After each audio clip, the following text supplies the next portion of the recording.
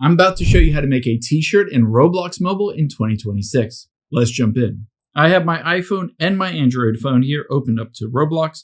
The first thing we need to do is get to the create section. So tap on create here. This will allow us to create that t-shirt. You used to have to go to a third-party website to do this, but now you can do it in the app. Now, at the very top left, we're going to get into the menu, and instead of home, get into creations.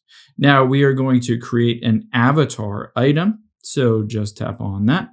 And after you're in the avatar item, you can see as you scroll down, we're going to go to the classics. And this classics will allow us to create a t-shirt because under filters, we want to make sure classic t-shirts is selected.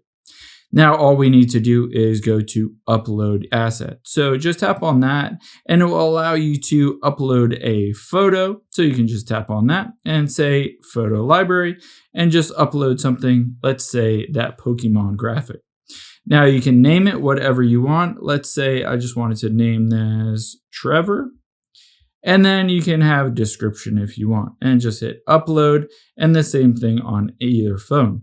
After you've done that, it's pretty straightforward. All you need to do is find that asset and make sure it is on sale. So once it's on sale, you can just set it to however many Robux you want. Let's say just 10, and then hit publish item. And then just hit pay and publish. Now, all you need to do is go into your avatar on your iPhone and Android and then set that new t-shirt that you created as your t-shirt.